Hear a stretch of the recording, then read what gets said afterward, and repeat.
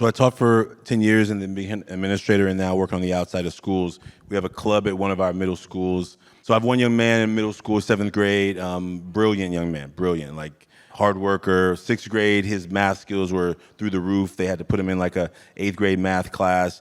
So all of his peers also know that he's brilliant, right? He came back 7th grade year. He realized that there was some kind of, I don't know how he narrates it. I'm gonna just say it from the outside, I'm a teacher perspective.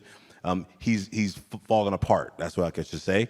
Like you watch him, you watch his behavior, you watch his attitude. He's not the same young man. Same young man, same body, hasn't had a growth spurt yet, but he is acting out in very erratic ways. Like he wants to do a stare down with me. Now he's like 4 foot, he weighs 12 pounds. And so what he's learned is that if I can like take out the biggest person in the room, I'm gonna get points with my friends. Now I know that behavior because I used to be that kid, and I was good at it. And I was also the same size at 12 years old, so I could do it. Really, he can't do it. So he's trying to stare me down, and I'm like, and so I'll say one thing, just so you know, mask off. Like I'm still that 12-year-old. You know what I'm saying? Super petty, very immature. Like. I'm gonna win, right? Like, so I'm saying I'm not gonna let you So he does this little stare down in the meeting, and I'll ask myself, 12-year-old, what you feel today? And sometimes we want to have a battle with him, so we battle. The reason I named that story is his academics are not showing up, but his peers know.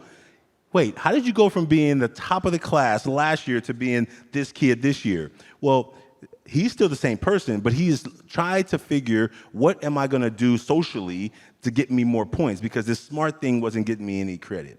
So he has begun talking really mean to others, like being really disrespectful, like a lot of behaviors that are just like, what's happening? And what I see happening with a lot of his teachers, they're just buying into it. So they're starting to say mean things to him. And in their mind, they think they're trying to toughen him because they're going to say mean things to him, it's going to pull him out. But I asked them last week to write a letter to themselves. Like, what do you say to yourself? What words do you say to yourself? And the letter that he wrote will break your heart. You're stupid, you're skinny, you need a glow up. There's some middle school language, like I don't know what that means, right? You no muscles, dumb ass. Like he ridiculed himself so horrifically in what he wrote that he says to himself, which makes perfect sense then how you can be acting a certain way because you need people to prove that that's how you are. If that's what you say about yourself, then why are these people thinking I'm so nice? Why are these people saying good things about me? Well, it doesn't match how I feel about myself. So I need to prove to them that I'm a bad kid, I'm dumb, I'm not smart.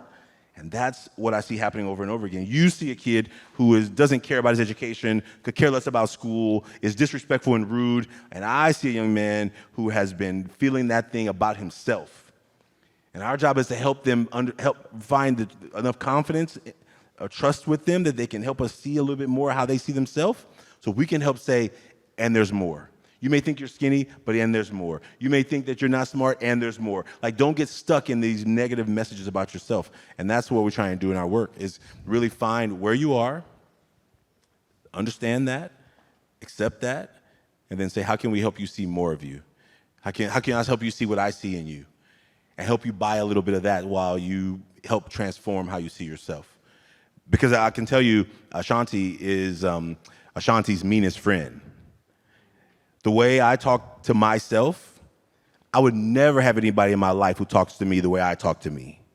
I don't know how you talk to you or you talk to yourself, but when Ashanti is talking about Ashanti, I'm so mean to myself. Like, it's something I'm working on. Like, it's my 12-year-old looking in the mirror saying mean things to myself. And I say it still today. And so when I talk to these young men, I don't talk from a place that I've read some books. Like, I know what it's like to not like yourself. Yeah. And I think there's a point that you were getting at is that there are two different sets of rules in school. There are those social rules laid out by the students, and then there are the rules that adults are laying out for them.